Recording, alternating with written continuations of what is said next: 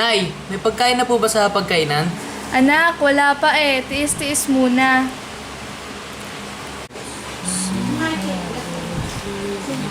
Nay, may mga kain na po ba sa pagkain? Anak, wala pa eh. Wala kasi nagpalaba ngayon kasi umuulan.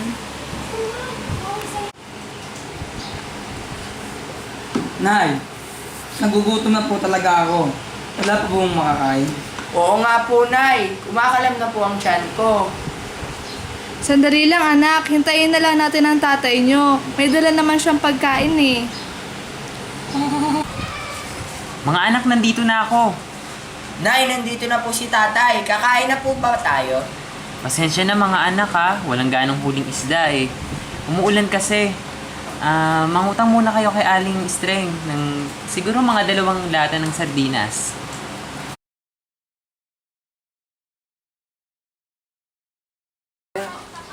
Kahirapan. Ang kahirap. Ang kahirapan. Kahirapan. Ang kahirapan.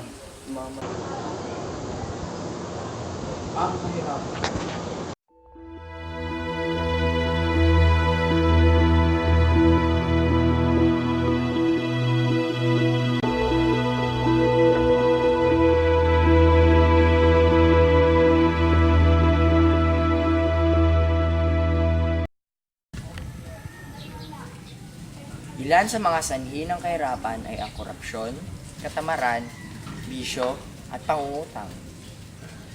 Kahirapan, ang salitang bumabalo sa daigdig at ang ugat ng lahat ng pangyayari dito sa sanlibutan.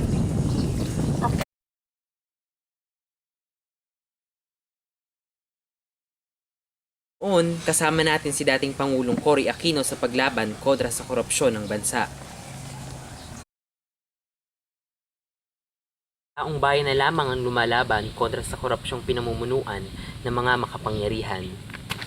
Makikita sa telebisyon ang iba't ibang pangalan ng mga politikong pinaniniwalaan ang bubuhayan ng pondo ng bayan.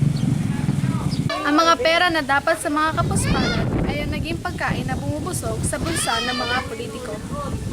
Tayo'y namubulag lamang sa malaagwa, Florida nilang pangalan. Ngunit ating isipin na masama nilang balakid sa ating nasyong kinabibilangan.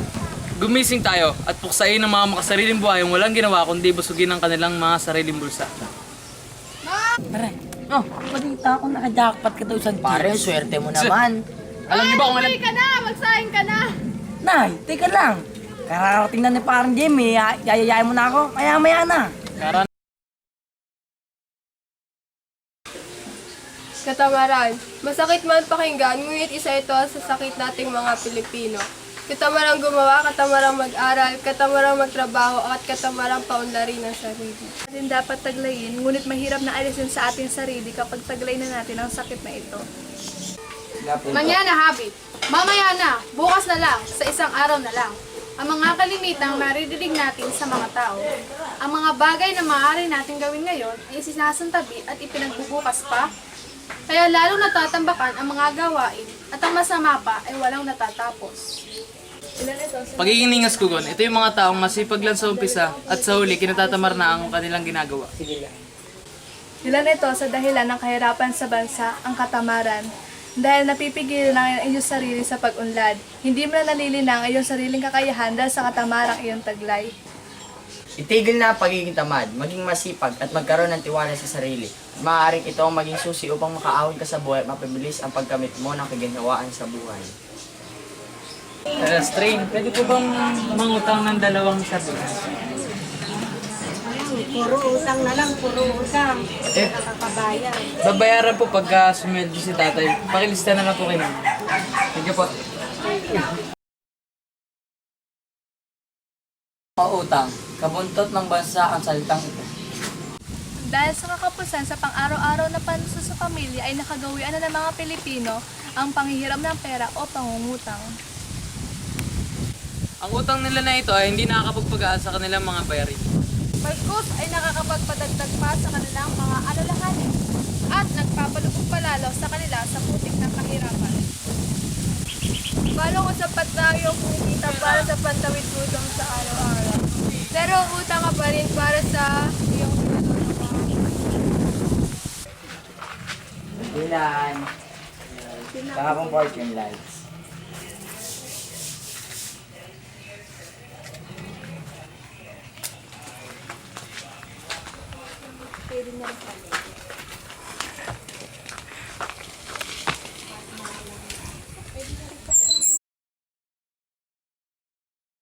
Bisyo o luho, ang ilang pa sa mga sanhi ng kahirapan ng mga Pilipino, kung saan sapat na ang kanilang pera para sa pang-araw-araw na gastusin, ay kinakapos pa rin sila dahil sa paggugol ng pera sa mga walang kabuluhang bagay na ito.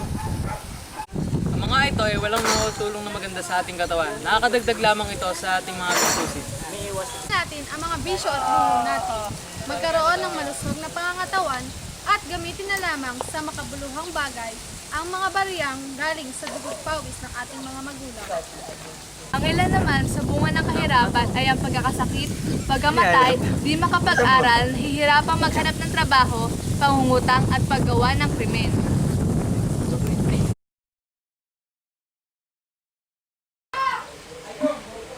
Sa literal na pagpapaliwanag, walang kakayahan ng ibang mamamayan na makabili ng pagkain para sa pang-araw-araw.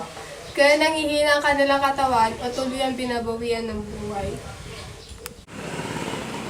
Ang karamihan ay sa squatters area na lamang naninirahan dahil sa kawalan nila ng kakayahang magkaroon ng sariling tahanan at ang pananatili sa ganitong uri ng kapaligiran ang maaaring maging sanhi ng pagkakaroon ng iba't ibang karamdaman ng mga mamamayan. Ang isang mahirap na nagkakasakit ay hindi makapagkonsulta sa doktor o di kaya'y makapili ng gamot dahil sa kulangan sa pera. Tunay ngang nakakahabag ang makakita ng mga taong pumapanaw hindi dahil sa kagustuhan nila, kundi ito ang nakatadhana sa kanila bilang isang mahirap. Huwag nating hayaan lamunin tayo ng kahirapan. Tumayo tayo sa ating mga paa at alisin sa isipan ang katagang. Kung ikaw ay pinanganak na mahirap, ay mamamatay kang mahirap. Isa sa bawat 5 kabataan ang hindi nakakapag-aral at 2 sa bawat 5 kabataan ay humihinto dahil sa kahirapan. Maraming kabataan ngayon ang high school lang ang natapos. O kaya elementarya, o kaya hindi talaga sila nakapak sa pintuan ng eskwelahan. Paano ka papasok sa paaralan kung pabili ng asukal ay pahirapan na? Ang pambayad sa paaralan, sa libro, uniforme o kagamitang tulad ng papel at lapis. Natin gawing kahadlang ang kahirapan sa pagkatuto at pag-unlad. Andiyan ang mga taong nagmamalasakit tulad ng ibang NGOs at taong may pusong mamon tulad ng Emperor Florida na binibigyan ng edukasyon ang mga bata na hindi humihingi ng kapalit. Huwag tayo magpahadlang sa kahirapan. Mag-aral tayo at pumasok sa isang paaralan upang madagdagan na ating mga kaalaman tungkol sa mundong ating kinagalawan. Habang may buhay, may pag-asa. Kahit nga ang mga 60 anyos na mga lola ay pinipilit na makatapos upang mahawakan ng diplomang bunga ng kanilang paghihirap at pagtutyaga.